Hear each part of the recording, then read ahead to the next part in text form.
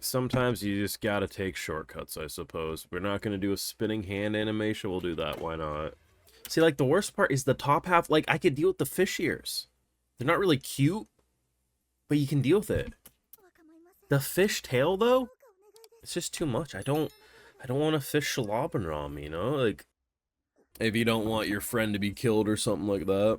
Well, there's an immediate get out of jail free card, basically stealing on behalf of the human, making him rich. The friend's probably gonna be already dead by the time she hands it over, though, to be fair. So the only way to get through his bigotry is to show that she's also a monster, and because he already has a strong opinion of her prior to knowing it, that will get through to her. That's pretty fucked up.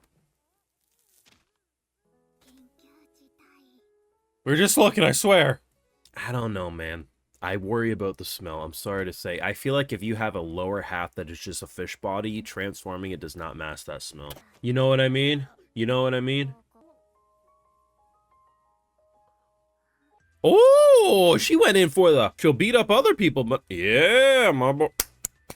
I'm honestly finding it hard to explain what this isekai is actually about, because I think cute girls in the hero party left blah blah blah, look at the description, full title, it's a mouthful. It's a very hard show to sell because a lot of things happen in this show that don't really make sense, but if you explain it out loud, but seeing them interlocked, and it does work. Because this episode, the latest one in particular, basically the plot summary is this man here does not like monsters. Very strong negative opinion. You could call him a monster bigot, to be honest. This mermaid be attacking people, robbing them. Doesn't look good. She tries to explain that, hey, because like the concept of someone being like, I'm just helping these horrible humans to rob other humans because they have my monster girlfriend over here. You know, someone who has a strong opinion that monsters just deceive is naturally going to be like, well, they're lying, right? And it's interesting because the character he's seemingly in love with is a monster. He doesn't know that yet, so that will be a interesting can of worms when we get there. She really did exist, and this all really was happening. But it's just the concept of, like, you have this legitimately sweet love story happening, and if it was just this, that'd be fine. The thing about this that gets hard to explain is that how do you explain to people that, yeah, so the show started off by a man, could have easily killed the Demon Lord, but because he's isekai'd into a world, he didn't really fit in with demon culture, so he just tried to be as human as possible, so then he leaves there, and you got these, like, 15 love stories that should all be walking on top of each other, but somehow don't step on each other's toes, and they're making more progress than most rom-coms with only one main pairing. The show does a lot of really weird things, and it is the farthest thing from the most beautiful looking show of the season because there's very minimal movement, but goddamn does the background and art quality really help it feel like it's a better looking show than it actually is. Just honestly, the more you see of it, the more dynamics you see, the more you think there's too much going on, there's too many cooks in the kitchen, but they fucking keep cooking. And to be honest, this is the wholesome isekai of the season that does a lot right, that I'm very sad that still people consider it the ugly, skippable show of the season, because this is what gets me prepared for the week to come. I'm like, yep, all the fucking death and destruction, I can deal with it because I watched my cute girl isekai, damn it. Of course, so if you got this far in the video, help show your support, drop a like, comment, subscribe. Ring that bell if you haven't already, but if you want to go the extra mile, we do got the Patreon. Full live reactions do live over there for every single episode. It helps fund the channel and videos just like these, so do consider supporting if you enjoy my work. Now, last week's episode was probably one of the best, but, you know, the show just is starting to do a lot less well on my channel, to put it nicely, so, you know, unfortunately it is what it is, but this latest episode was really good. The concept of seeing someone who is such a sweetheart, but then, like, easily pops off and becomes a demon when push comes to shove, you know what I mean?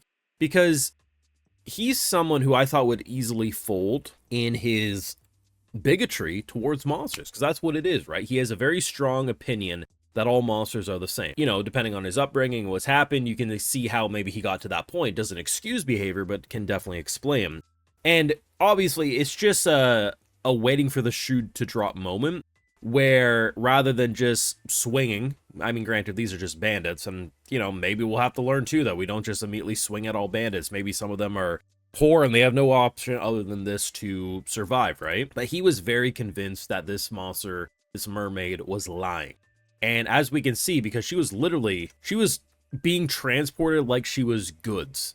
And it's really messed up. I mean, it's kind of funny. They actually play off on the joke about how mermaids can change their lower half to be human looking. So in doing so, she had nothing going on to cover up her lady parts. And honestly, the dynamic here of her being like, "Oh yeah, that it was nude down there," and her being like, "You only look at me," was a really funny dynamic. Honestly, the way it blends a legitimate multiple love stories is a really wholesome dynamic, but it's the fact that it's got so many interesting things at play that I feel like it's almost got so much going on that it's hard to explain to people that, yeah, like, I honestly promise you, everyone gets equal time. We may be, what, 8 episodes into a 13-episode show?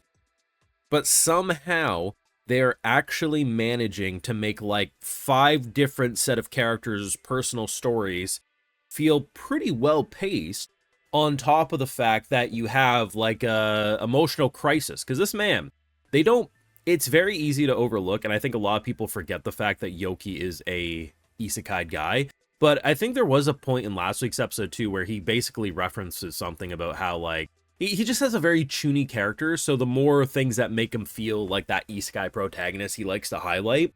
And to be honest, I do think it's one of the more interesting intros to a character for a show like this, because the concept of feeling like you're a human on the inside but a monster on the outside because, well, you were 100% isekai, but 2, you really just don't support monster bullshit and just want to be a human. It's so interesting watching these stories intertwine, because a lot of them do know, like, I mean, the main girl that he's in love with knows he's a monster, so there's not, like, just a constant, like, I'm a monster, I can't love a human because she won't accept me, right?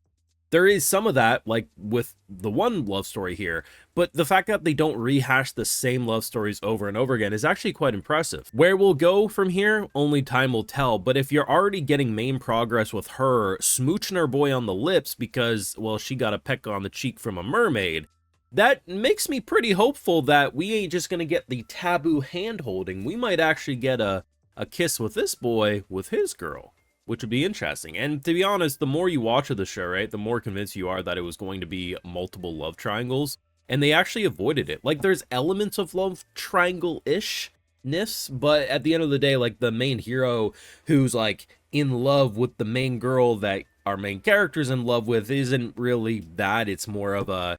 He's just kind of stupid and wants to be loved by everyone, and the main love he has is kind of next to him all the time, so that's kind of nice. I don't know, the show's actually really good, though. It's a nice palate cleanser. The animation is minimal. There's a scene where our boy's, like, spinning his, like, when you're, like, twisting your sword, and it's just spinning in motion. It's fucking minimal movement, we ain't gonna deny that, but the art is so good. The character designs are clean. The backgrounds are, like I keep saying, like a canvas. It's beautiful to look at. So yeah, you know, do I want JJK to look like this? No, but am I mad when this show looks like this?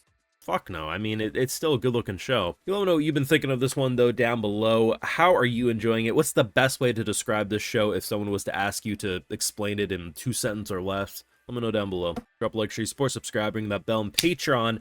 Full live reactions to all these episodes and more, which does help fund the channel, so you know I gotta give those video shoutouts to my patrons because they make it all possible over here. Alright, so today we got Devil May Carter, Lady Killdragon, Matthew Pizarro, Kakyu, AI740, Gun Bunny, Chiroblis, and we also have Damien Shisek, so I appreciate his support. Please take care, you know, have a good one.